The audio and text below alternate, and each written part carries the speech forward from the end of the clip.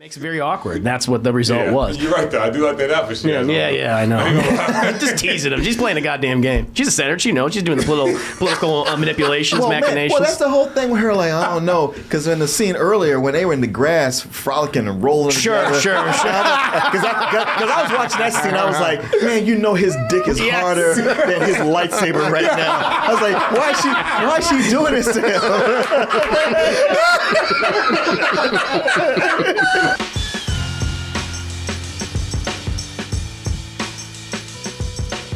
Hey everyone, Double Toasted live in Las Vegas is coming up very soon, October 8th. Join us for a night of comedy, music, games, and a big after party. This is going to be our first time doing a show in Las Vegas, so it's going to be a very special night for us, and we want to share it with you. And if you've never been to a Double Toasted show, ask anybody. It's tons of fun. It's just like one big party that we're sharing with friends. And like I said, we want you to be there. So go get your tickets now by going to x1entertainment.com. Speaking of the movies, let's talk about something I know about, Chad. Star Wars. Specifically, Star Wars Episode 2, Attack of the Clones, which is, at this point, now 20 years old. It's a retro film at this point. But before we gonna go ahead and get into the nitty-gritty details, with this movie, and also watch the trailer, because we might need a reminder of what happened, I kind of want to go around the room and just kind of ask everyone's overall thoughts on this specific film and just kind of the prequel trilogy in general. Like, I'll start, just myself. I think this is the worst Star Wars movie. Out of everything that we've seen, including the new sequels, Solo, Rogue One, everything, I think this is the worst one. I feel like it has two main plots, both of which don't make a lot of sense. You have a really weird one focusing on a romance that is awkward and kind of offensive and toxic. You have another plot which deals with this grand conspiracy of the clone army, which still doesn't even make any sense. Even as a kid, I was confused by it. And it just has like really boring characters. It's not paced very well. I think the action hasn't aged very well for the most part. There are some scenes I think that are good, that do stand out. But yeah, I feel like for myself, this is the most disappointing film in the entire Skywalker saga. That's just kind of how I feel, my overall thoughts. But Martin, how do you feel about this movie? So when I saw it, Billy and I talked about this because we were so pumped up for the Phantom Menace, and after going like, all right, so with this one, I was like, okay, what you gonna do now? I'm hoping you make it better, but I don't have the highest of hopes. And I felt like you did. And thinking it was the worst until I rewatched it today, and I was like, you know what? I can see things in here, and I still think the pacing's bad. Yeah, there's things about it like that you talked about with the plots. I was like, oh no. In the wake of things we've seen since then, I get a lot of this now. There's so much awkwardness in the directing, in the framing, in the dialogue. The pacing is still. Is what I think sinks this the most. It is that middle film that's getting you from one place to the next. It's got a lot of, what's going on behind the scenes and moving you one place to the next. But watching it again, and I didn't get to finish all of it because it's a long movie. Yeah, even though it's not as long as Lord of the Rings, it feels like it is. Yeah. But I don't think it's nearly as bad as that very last. The Rise of Skywalker. Yeah, I don't think it's even close. There are some people that would agree with you. There's a lot of people that would agree with you. I think that's the worst one. And I think, I hadn't seen Rise of Skywalker since it came out in theaters, so maybe I changed my mind on that. Like, of that trilogy, I still think The Last Jedi is the worst one, but still, No, but as Martin said, this is very much a vessel film from the on to the third one. Just to repeat what we talked about before the show started, like, yeah, keep in mind, I was 20 years old when the first one came out. The first, the prequel came out. Yeah, Phantom Menace. Right. I was bored off my ass. Right. Because, me and Kat sitting there, oh, man, he's going to be good. All right, motherfucker, I guess. And so this one, I was like, just like Martin, kind of like, uh-oh. And then I was like, well, at least there's some action right off the bat. I do remember seeing. I remember that from the theater, from watching that in the theater, going, Well, he did jump out the window, and that didn't happen in the first one. Yeah, You know, but then we don't get the Darth Maul kind of scene in this one. That's we don't true. get that. I mean, I don't mean like Darth Maul, but I mean that Lightsaber battle, which is something we're going to talk about more. But keep going. When I first saw the first prequel, the Phantom Menace. That was when I was like literally like, all right, either you're going to have to slit my throat, or I'm going to have to get through all these nerds to get the out of this theater. Yeah. And then when that fight scene started, I'm like, okay. And also, this feels like the third act, I think. And, all right, let me just watch this shit. And so, but you don't have that moment in this movie. No. Well, I mean, maybe, but not like that. No, you don't have that. I do remember the first time I saw this, I thought the movie was mostly boring and poorly acted. Sure. But it was at the end when Yoda, with the Yoda fight, I was like, well, that Yoda fight was badass. I don't care what nobody says. I'll go back and watch that again. We will. and then Chris Cox and we went to see something else. And then he was like, man, there's still 20 minutes left. We could go into this, slip into Right. Attack of the Clones. Attack of the Clones and catch the Yoda fight. I was like, yeah, let's do it. And then we were there. It was like, you know, it's really like the last 10 minutes, and that finally lasts about 2 minutes. Right. Wow. That really wasn't worth it to come back in here for that. Also, my brother got mad when we were watching it because we watched both together, and he was like, "How Yoda gonna be on a walking stick?" He started jumping around. Oh, he's a little shit. He's hiding all that. He's Yeah. faking. Yeah, he's faking. Yoda fakes everything. Because the thing is, with each movie, the more Yoda is on screen, the more you go, Yoda's kind of an asshole. Right, he really. He's not as smart as he thinks he is either. No. The one thing I could say about the prequels is like it has good ideas. It just comes down, they just not executed. Whereas like the new trilogy, you didn't have a plan at all. It was just disparate ideas, and it's like, whatever happens, let's give it to another filmmaker, and he'll do his thing, get another guy in there, just cancel out all that, bring back the original guy, he'll cancel out, and it was like, that was nothing. The least thing I could say about this, start positive, and we'll get into more of it. I know. Is like cool ideas, just not handled very well. But guys, in case, unless it has anyone any last minute thoughts before we get into specific scenes, but I'm good. Okay, cool. But Chad, in case you need a reminder, I'm going to show you the trailer for Star Wars Episode 2.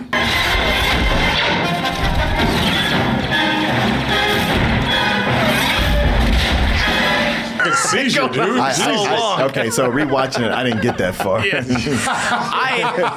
Man, this is a horribly edited trailer. It is. I just realized. It's so disjointed. Yeah, It's like- and then the awkward dialogue and everything. I mean, Yeah. these are the things we're going to talk about. But not a great start. Holy shit. That's all right, man. That's all right. Yes, here we happen. go. Here we go. Yeah, it'll get good eventually. Just, boy, I hate flying. All right, man, we get it. Yeah. Goddamn. He's gonna say it again in the next movie. It's gonna be even funnier, right? Yeah. You know what? I actually wanted to start out by talking about certain things that weren't even established like by this movie. Like the whole idea of the Clone Wars and things that didn't actually come from the prequels originally. You know, it was actually established very early on in the original trilogy, and a lot of people, it made people think like, okay, what was the Clone Wars about? And it's actually here in this scene with Luke and Obi-Wan Kenobi. No, my father didn't fight in the wars. He was a navigator on a spice freighter. That's what your uncle told you. You fought in the Clone Wars? Yes. I was once a Jedi Knight, the same as your father. If I him up, cut his legs off.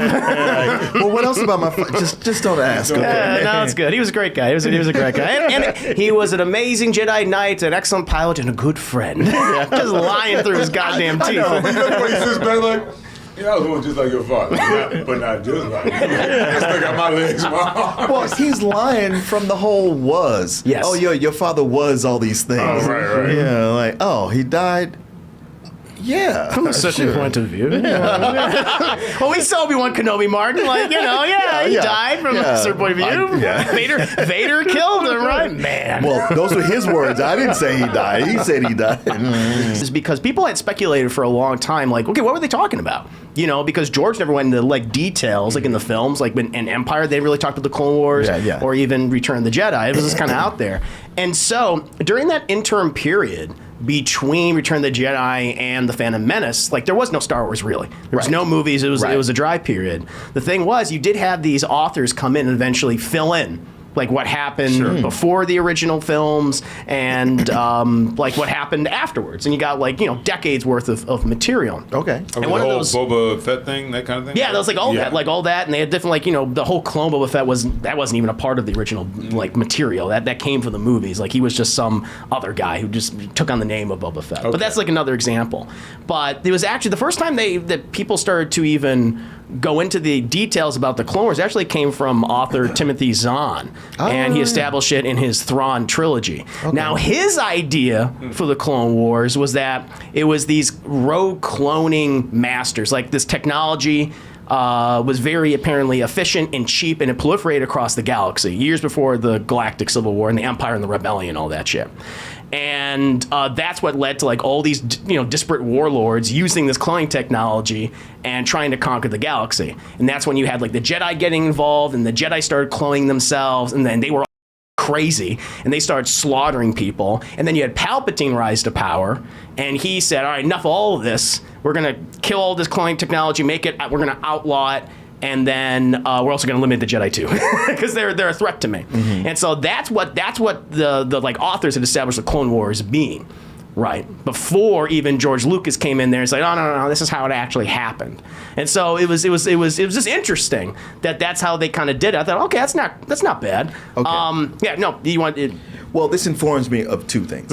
One thing, but I will say that mention of the Clone Wars and Rich, A New Hope, I thought that's an interesting detail. Sure. But I never thought, I want to know more about this. Sure. Just the way it was talked about, I was like, oh, okay, that kind of enriches the world, but I don't need to know this. Right. So the fact that like, fair. no, we have to show this to you, it was like, oh, okay. And plus, I feel like a war, that's a battle that we see. That's not a war. Right.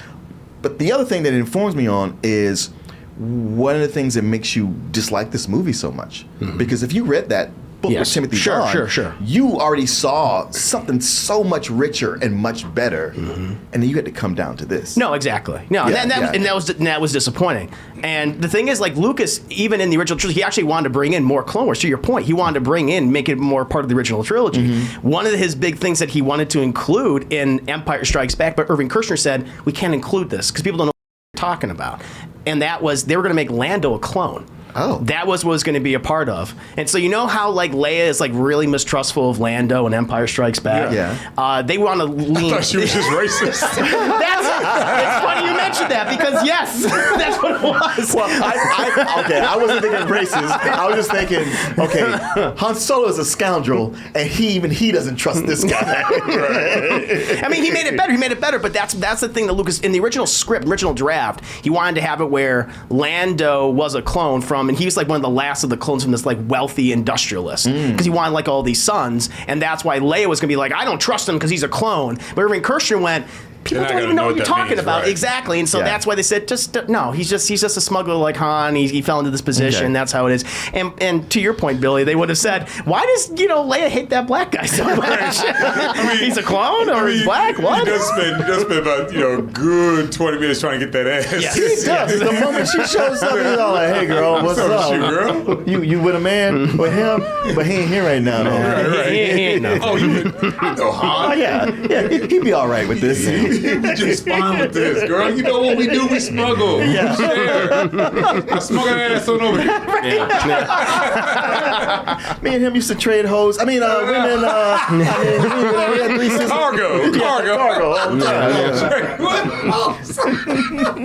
Back to the film. One of the other things I just want to cover, because you brought this up earlier, Billy, where at least this movie starts with kind of like a cool opening crawl. Unlike the original Phantom Menace, we're talking about trade federations and treaties and shit. It's like, okay, whatever. In this one, they bring up the fact that the galaxy is in peril, that you have the separatist movement, all these systems are leaving the Republic. It's like, oh, that's good, that's better.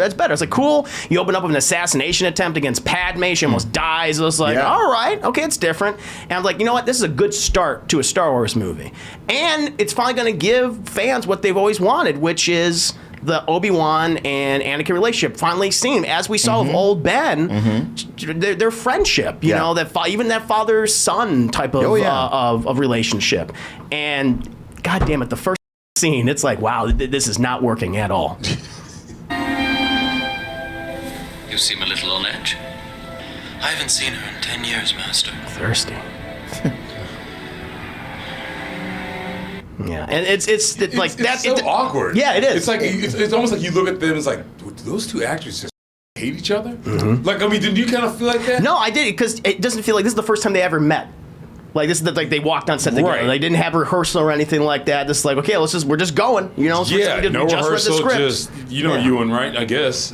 Sure, action, huh? Yeah. Well, Yeah. it's always awkward when characters who've known each other for a while are talking about things like, We didn't see. exposition to the audience Right. as if we're just now talking about this thing that happened to us before. Yeah.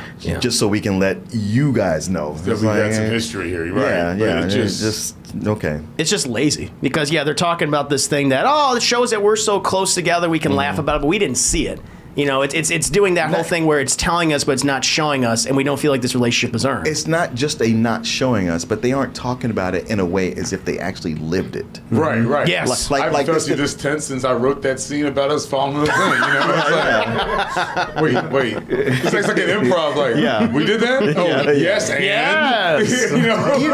Even in Yeah. an improv, they're a bit more enthusiastic Right, and want to right, go right. into it to give it some kind of fleshing out, some details. No, you don't, Oprah. Yeah, but it's like, but seriously, it's almost like he's about to say, "No, we didn't do that. What happened was this, and then I saved you." Yeah. I guess that's not what I was. The narrative I was okay, going. That's not yeah. what the script has said.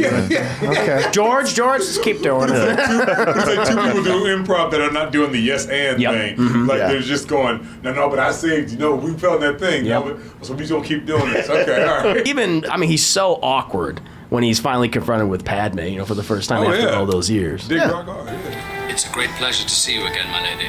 My goodness, you've grown. So have you. Grown more beautiful, I mean.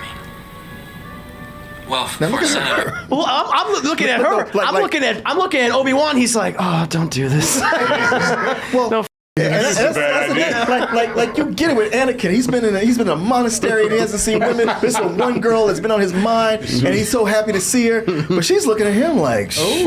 Oh, yeah. Because again, I'm thinking like, all right, well, yeah, she's kind of been protected as the princess and now a senator, and everyone's been kept away from her. Sure. And you might go like, well, she saw him as a little boy, but she's like, yeah, he ain't a little boy no more. Yeah, you don't grow. In more ways than one. Exactly. But the thing, it's just this relationship is so weird. Because one, I just love this scene because even Ben's like, he's just willfully ignoring this. Yeah, he's like, he's like, oh, okay, here we go. I was there once too, but they made me cut my dick off. Right. Just agree to that. Ain't nothing I can do about this shit. I know I shouldn't have brought it last up here. I was like, what I know. Yeah. But even she's like weird. Too, Yeah, because even yeah. she's like, oh, you'll still be that little boy on Tatooine and me. And I'm like, Padme's a pedophile.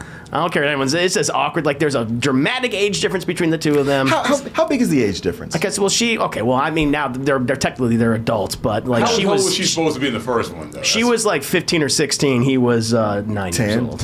Yeah, he was 9. He was 9 years old. okay. 9, yeah. And so it's 10 years later, and so she's like 26. I know that he's still, but at the same time, it's just weird that like the dialogue like right here. And he'll always be that little boy I knew on Tatooine. Oh, okay, all right. That power move she did just there. yeah. She was trying to put him in his place. Yeah. That's what that okay. was. All right. But she wants him. Plus, she's trying to tell herself like you can't be doing this. Right, So exactly. if I tell him this is gonna cut it off, and then I just have to go. Into the shower for about 20 minutes. Right. It was either that or you always be a little boy on Tatooine and me, unless you want to, go get this ass. This ass you turn around on. Because there's so much of this movie is the two of them trying Back and to forth. control themselves, Yeah. trying Sure. to like, yeah, you know we can't do this. I want to do this, but you know we cannot do this. I don't like sand. It's coarse and rough and irritating, and it gets everywhere.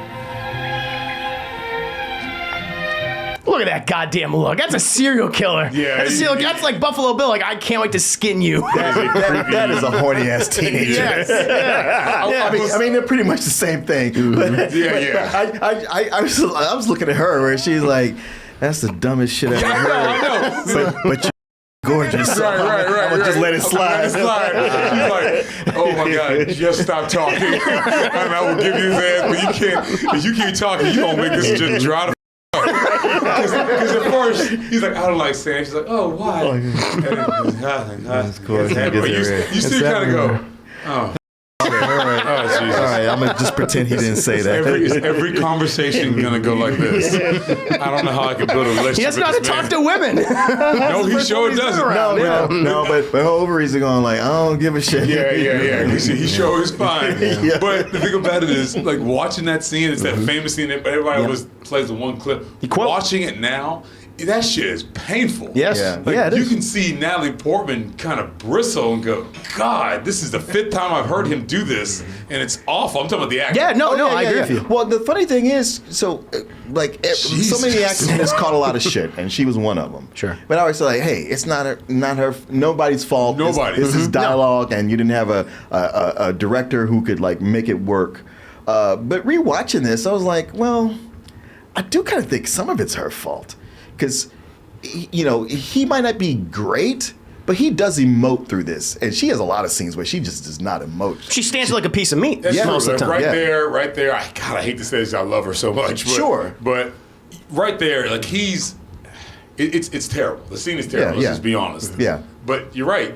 You can still emote and be terrible at what you're doing. It's true. Sure. No, that's the nature of emoting. You can do that and just still, it's not coming through. I mean, I know you're trying. Yeah. I mean, these are the words I got to say. I don't Right. And he's just making some odd choices as an actor. But she is not giving him anything to work with. It's not, you can feel it, right? It's not coming back. Yeah. He's not feeling the love. Yeah. And that's why you see at one point, now, I don't know how many times they shot this scene, but there's one point where he's just, and there's a lot of scenes like that where he's almost afraid to touch, and I don't mean like I don't mean like the character, like, oh, can I? It's almost like he's like, you don't like me very much, do you? So, but I'm still gonna do this. They have no chemistry with each other. Yeah. I'm touching you. You could. Even if you flinched, that would give me something. Give me something to work with. That would be he may as well be the stand-in right now. That would be cool. That'd be cool, like a dark twist in the relationship. They could have gone the whole thing where maybe Anakin was like a goddamn, like rapist or something like that. Like what I mean, there's something different because you're right. The relationship is just so wooden. But it'd also be like, I could buy Darth Vader as just like this horrible human being. Yeah, it could have been something like that. Not even trying to be funny. No, but I mean, I rewatching this, I had a lot more sympathy for him than I did previously. Hayden Christensen? Yeah. Sure. And then the awkwardness of the relationship continues. And again, it's that kind of dialogue that even Harrison Ford told George Lucas one time. It's like, George, you can write it, but you sure as shit can't say it. And my God, he was absolutely right, especially with this scene. Now that I'm with you again, I'm in agony. I'm haunted by the kiss that you should never have given me. Even, it doesn't help that she's wearing that BDSM outfit. You know what? I read before coming over here that with this scene, whatever George Lucas wrote, he didn't like. He's like, this dialogue is terrible. Can you guys just ad-lib this part? Oh, really? Yeah. Okay, wow. All right, well, there you go. He was not he didn't care. making this easy on me, was he?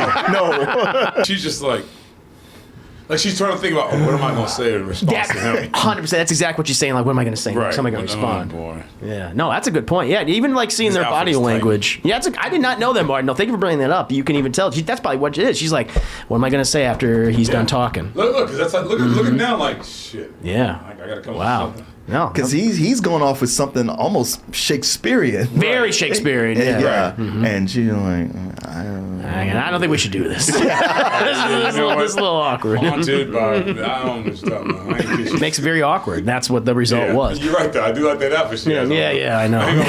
Just teasing him. She's playing a goddamn game. She's a senator. She knows. She's doing the political manipulations, machinations. Well, that's the whole thing with her. Like, I don't know. Because in the scene earlier, when they were in the grass, frolicking and rolling together. Sure. Because I was watching that scene, I was like, man, his dick is harder than his lightsaber right now. I was like, why is she doing this to him? we've been ragging on this movie, and for good reason. But I will say there are, other than things that are very unintentionally funny. Yeah. I feel like it does have a couple of moments where, at least this action scene I think is well choreographed, or it's fun, and I do like some of the things on Camino and some of the stuff with Jango Fett. Boba, get on board.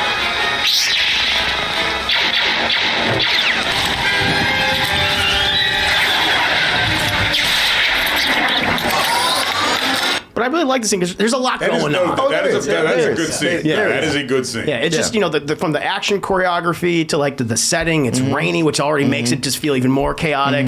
He has to deal with Jango Fett. He has to deal with Boba Fett, who's shooting at the ship. Like this is very well done. Well, and it's one of those highlights of the movie for me. It's like, at least this scene's coming up now. It is, sure. And also this is a movie where they go to different places. Yes, they do. I mean, Tatooine might be one, but they go to other places besides where they start. Unfortunately, one of those places is a Johnny Rockets 1950s diner. Yes, that is one of those things. Go to a diner. that drove me nuts when I saw it in the theater. I'm like, are you serious? You want a cup of Java juice? Yeah. Wait, is Richie Cunningham going to come in and they play?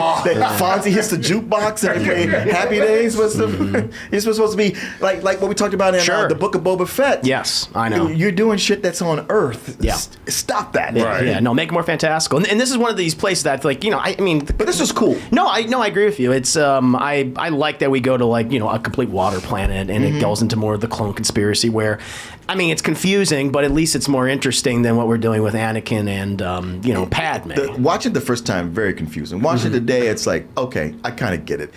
But the reactions to things kind of throw it off. I was like, I get why I was having trouble with it because nobody's reacting the way I felt it should have. Oh, 100%. There's another cool action scene. It also deals with Jango Fett again. That's the starship battle scene, which I actually like quite a bit.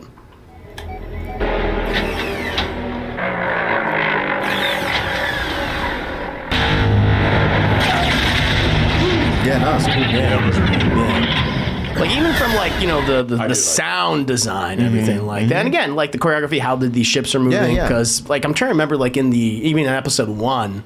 You didn't. You had the space battles, but they all felt reminiscent of things we'd seen previously in the old trilogy. With this one, it's like, all right, we got Slave One actually doing something other than follow the Millennium Falcon like an Empire, and now it has these bombs, I call them Hans Zimmer bombs, just exploding, and I thought this was really cool, like that. But yeah, after that, I was like, those are the two kind of big moments, the two highlights of the film that I liked, and we kind of you know what? These are things that mixed awesome up. in the movie, Chris? I'm sure there's plenty more. A couple, maybe one or two things. one or two things.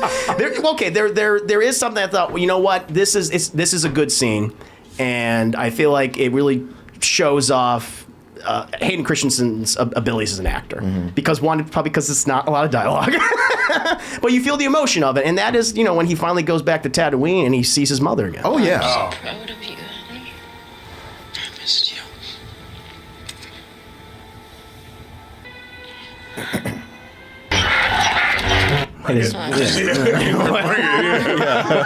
Oh, you want to run up here right now? Yeah. You sure you want to do this right now?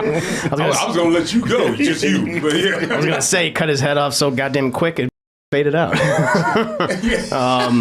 But I like this scene a lot because this is the emotion I was talking about. This is the things where I can buy him falling to the dark side and that whole thing. Where it's like now the first time ever I get a sense of what his arc is, and it deals with this tragic event where both actors, I forget the actress who plays Shmi in this scene, but I thought she gave it all. She was like, oh, she is definitely dead. That's true. And I like that. She wasn't and it's too bad. Like I said, it's one of these things where with a better director we could have got more emotion even leading up to this. Because then to go find here's her new husband and my step brother and sister, which I did not know till today that was Joel Edgerton back then. Joel Edgerton, that's right. Yes, as Owen, and then even now Obi-Wan Kenobi. Yeah. I was like, wait, that really is? Oh, he's been doing this whole time.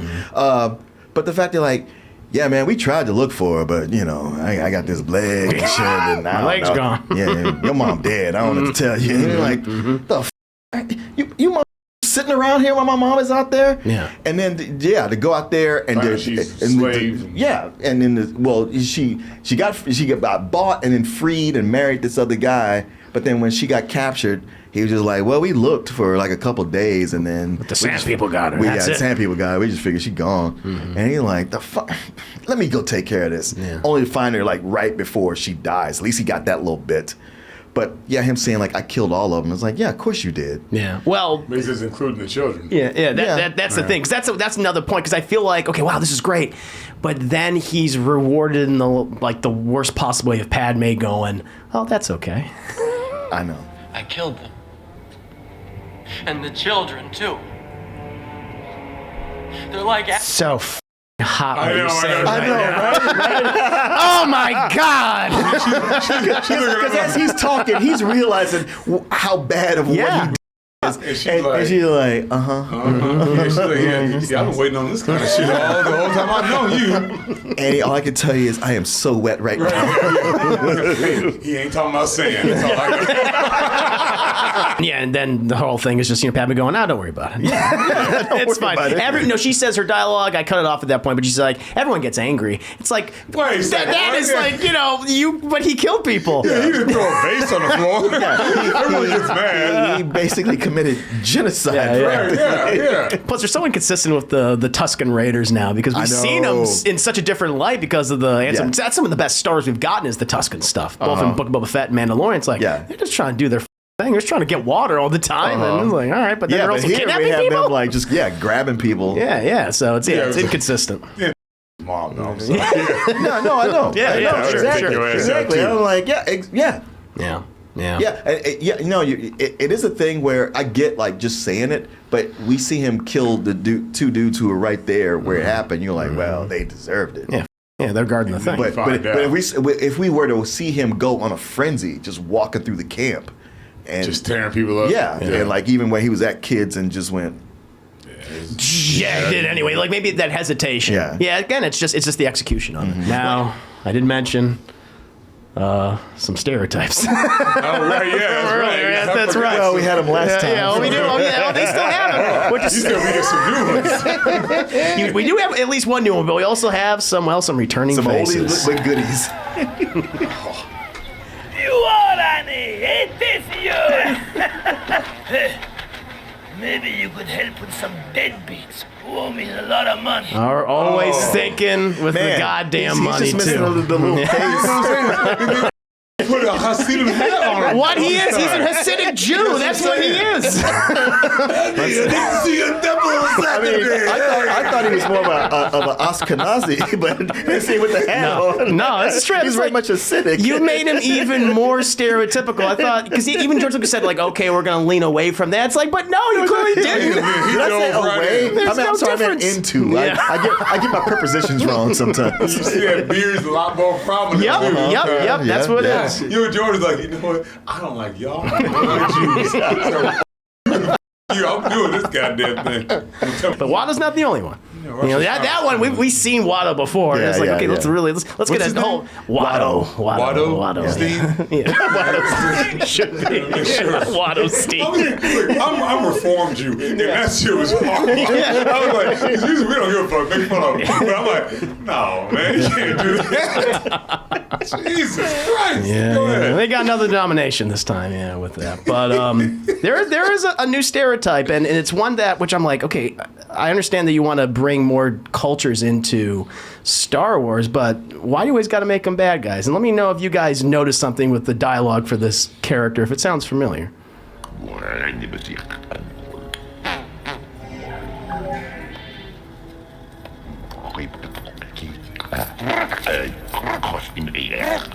That character name is Paga the Lesser. Okay. And he's like one of the separatist leaders. So his big influence was a lot of African languages. I talked to the clicks. I didn't want to say it. Yeah, no, that's 100% what it is. And also, I guess, African people make a lot of fart sounds with their mouths too. Oh, I didn't know that. We are clear on this, right? George Lucas's wife is black, right? We all are. Ex-wife, by the way. Ex-wife. Ex-wife. Yeah. I think so. I'm pretty sure. Okay. Chat, let me know. I'm pretty sure George Lucas is divorced. And he has donated shit tons of money. Oh, he has to after this. He's got a fart hard-hitting African man. I don't know if he's the chat. Yeah, tell us if he's divorced now. Yeah, they're right. They're saying, But he was married for like 30 years. Yeah. Like, I mean, and he damn sure was married to her when he came like this. I know that. Well, she had enough after this one. I could tolerate Watto and Jar Jar, but Poggle the Lesser with his clicks and fart if noises. nobody else, she would be the one going like, hey. Yeah, I know. No, it's the money. She's one of those other yes men. You keep doing you, George. You keep doing you, honey. It's fine. She was like a CEO of a company when he met her. Like, she already has her own shit going on. She was busy. So maybe she wasn't paying attention. She's like, you do your little punk ass movie. Yeah. I got shit to do. Did we get $4 billion? I mean, sorry, did you get $4 billion from Disney? Okay, it's in there. But there's also just a lot of wasted actors, and like one of the big ones to me was Christopher Lee as Count. You thought he was wasted? I do. Really? I do. Yeah, That's interesting. Because he's only. I mean, I don't even. I'm like Christopher Lee. Christopher Lee. Exactly. Like he, like guy who played Dracula. Guy's been acting for. I mean, was acting for like decades. Yeah. You know. And because in this movie, I think he's like 75. Yeah, he's 75. He's very old. It's lucky that he showed up. Sure, and he was also busy making the Lord of the Rings movies as well, where he's used much more effectively as Saruman, which we talked about recently. No, that's the funny thing because I guess Lord of the Rings had come out first, the Fellowship of the Ring, and then this same year as Two Towers, which he had even more screen time in. Right. Yeah, so that's a lot of dividing his time. Sure, and he's quite up there, and I don't always want to go like, well, they old, they can't do stuff, but he's been around, and he was quite old at the time because he didn't he die shortly after this? No, he died recently. No, he died recently. Yeah, okay. Remember he was almost a century. Did Charlie and Chocolate Factory and everything else. Yeah. Oh, yeah, you're right. You're right. But it was one of these things where it's like, oh, he's the surprise villain. It's like, no, we just saw Fellowship of the Ring. I don't know why y'all would bring him in here and act like, oh, I don't know, is he bad? Bitch, please. And also, he was a surprise villain in that. And also, I just saw Christopher Lee. So exactly. Ain't no surprise villain. Right. It's like show me Mark Strong. Yeah, I think he's gonna be a bad guy. Yeah. No, it's whenever a movie has Max von Sydow, and you're like, we don't know if he's the villain or not. We do. Yeah. Is there a villain in this? Because it's Max von Sydow. Yeah. But you're right though. Also, keep in mind, like Christopher Lee being as old as he was even back then. You're talking flying back and forth from New Zealand to wherever they shoot this, England, and then just all that takes a toll on you too, no matter and that kind of just rolling around. So that's pretty impressive. I guess my thing is like he's established like in the opening crawl. Like first of all, the name Count Dooku. I know. Jesus the name. Christ, horrible.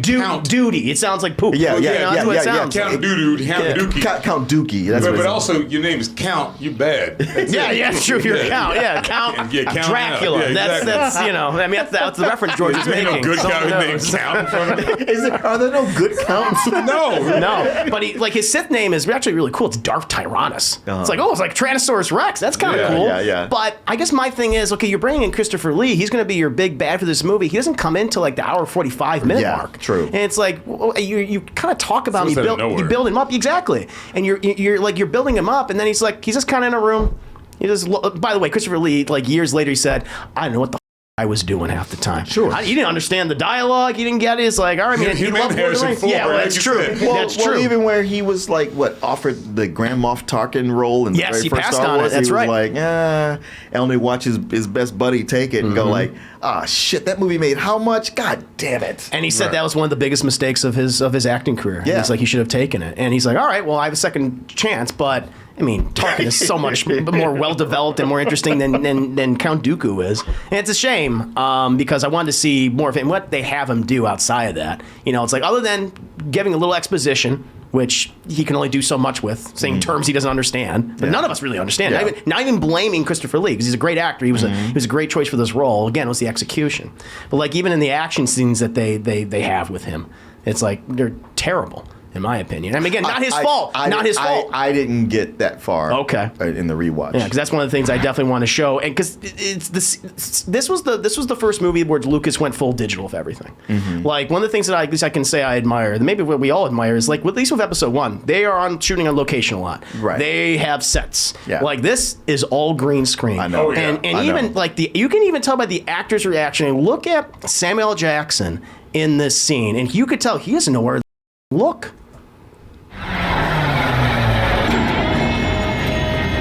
Huh? Yeah, what?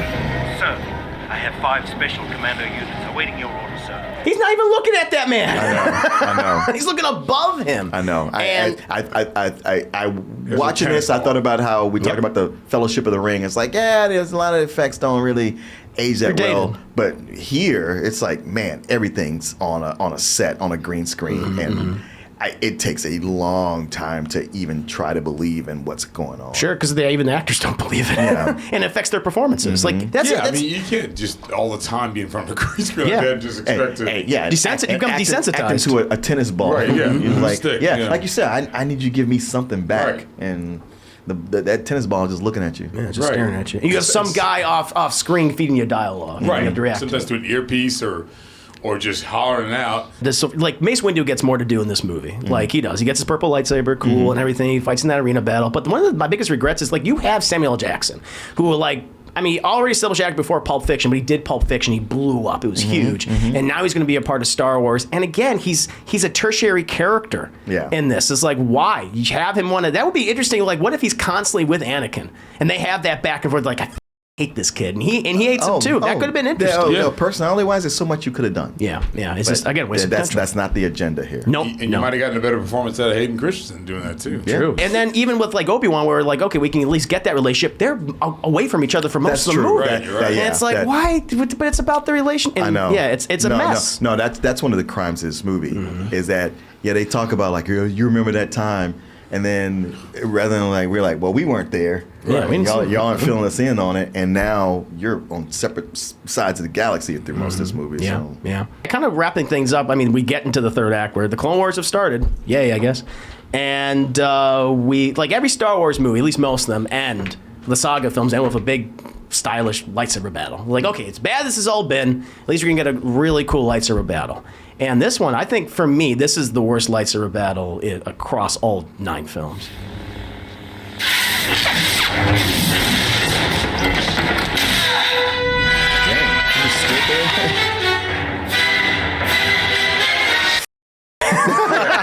I'm just tired. He's all like, because he got to cut his arm off. I'm not sure how much longer I had.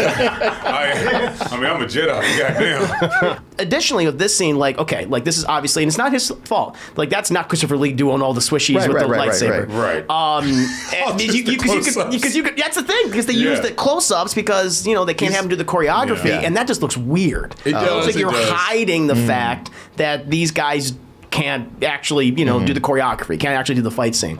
And another part of it is they have a giant CGI head on Christopher Lee's head. Oh my God, I saw that just now. Who the actor, who the body double is for Christopher Lee. Look at that head. Yeah. Oh, jeez. But there's a spin thing there, and I don't know who Hayden Christensen's stunt double was there, but there's a big up-ass wig. You step up and they go around like that. Yep. And I was like, look at that afro. But it was like this big. Watch. Let me see. You know what I'm talking about, right? I do. I'm trying to find it.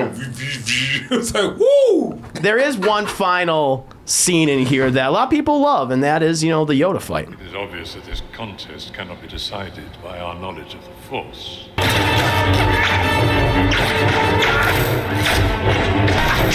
What will you have, my old Padawan? By the way, that is 48 seconds. That's how long the actual lightsaber is. It 48 seconds? 48 seconds, okay. yeah. Because they do the whole thing where he's like lifting rocks and stuff, but I don't count that. Once that lightsaber comes out, it's 48 seconds. And listen, you got to count the lifting rocks. Yeah. Do I? We've seen Yoda lift shit. Okay, in Empire Strikes Back, when Luke and Vader are fighting, do you stop the clock when Vader is telekinetically throwing engine parts at him? No. Okay, so all right, fine. All right, we'll count. So it's a minute and 20. There we go. Add an extra, the 40 seconds to it. Listen, this is a cool scene. I just yeah. Yeah. It's like a scream. But once the fight's over, Yoda's like, where's my icy hot? It's gonna fall over. Yeah. Just give me some Ben Gay or some shit. My arthritis. It's a cool scene. I think it comes too late. Because even after the last lightsaber battle, I was like, that was disappointing. I mean, it ends on a high note, I suppose, but Yeah, still, it's like yeah. that, and that's it. And then the movie ends, and then we get the whole thing where they get married, and it's over. And then when there's a CGI Clone War army and everything, and the other thing too that's frustrating because no one questions it. By the way, no one questions like how the we even get this army. You got emergency power. He's like, great, I'll make an army. He's like, that's gonna take a long time, right? And it's like, no, we have it. No, oh, how do you do it? I don't know. We just have it. It just got it. Got things to do. Don't worry about the details. It's fine. Yeah. It's just silly. It just comes across silly. Now, listen. You're right. I think we can all agree that this movie is bad. I think we're all on that. Again, oh my God, these keys are so sticky. This movie's bad. However, the one positive thing I'll say is I feel like some of the ancillary materials that have come from it, both episode 2 and episode 3 have been good things, like the Jenny Tartakovsky 2D Clone Wars animated series. Okay. That's one of the things I wanted to highlight. I think that was really good. And also the same degree, the Star Wars Clone Wars 3D animated series. And I know you haven't really seen it. You like that one? No, I haven't seen it. Yeah. I haven't seen all of it. I've seen episodes here and there. They had it on Netflix for a while, didn't they? They did add Netflix, and then they eventually took it off, and now it's on Disney Plus. But it's on shit. I think I watched. You can watch all of it. Well, what I'm saying is, I think I did watch it on Disney Plus. But it was on Netflix for a long time. Right, and then now it's on Disney Plus, which means I can watch all of it now. This is great. But I've caught a bunch of when they explain the canon and stuff like that. Sure. When they're showing those, they explain the actual the episodes. timeline and everything. The timeline, right? Which has helped me out when I watch it. Yeah. No, it's fun. Before I didn't know what was going on. No, yeah, they because some episodes it's weird. Cause they kind of done it in the classic thing that inspired George Lucas was the serials. Like the Flash Gordon serials and things, and some of those episodes are told out of sync. And so if you look at it, it's like something. It's like math. It's like you got to watch this episode, understand this episode. It's like just put them in order. But in any case, it's still really fun. It's a really good series. The most recent season that they ended with, season 7, was fantastic, and introducing characters like Ahsoka. Another thing that I always criticized about Attack of the Clones and also Revenge of the Sith was we never really got to know the clones because they're just CGI constructs. That's what they are. They expanded on them in this show where they were actual characters, and you saw that too. I really like that. It's just frustrating that we didn't see the relationships and those character arcs from something of like the movies. We have to rely on ancillary materials not everyone's going to watch. Yeah, and that's just frustrating to me. Kind of wrapping up this whole conversation. Anything that you want to say about Attack of the Clones you just haven't already done so? Well, like I said, rewatching it today, I was like, you know what, this isn't as painful as I thought, and I can see a way to enjoy this, except that because of the pacing, it gets so long. I remember this, and I guess I still do. I liked that last shot of them getting married and his metal hand. Oh, sure, kind of twitching like that. Because I remember going, oh, yeah, Jesus. Oh, that was kind of cool. Yeah. It was just. But I did like that, and I always love the way that it ends, with the wipes, wipes. But I don't know. I thought that the secret wedding, I like the whole concept of that. Sure. The seeing his hand like that. Yeah, because it's a hint of Darth Vader, what's to come. Right, and we just saw him get it cut off too, and like you said, the Yoda fight it was cool, but it does come way too late. I mean, watching it now is bringing me back to the theater where I was like, I've been waiting this whole film for this, and I don't know. I might already be spent, girl. We're going to do this tomorrow morning. I'm too tired. Again, it's just interesting material, interesting ideas. It just comes down to what we've all been saying, just the execution of this stuff, and that's what we've got. Yeah, there's a whole lot of wasted potential in this.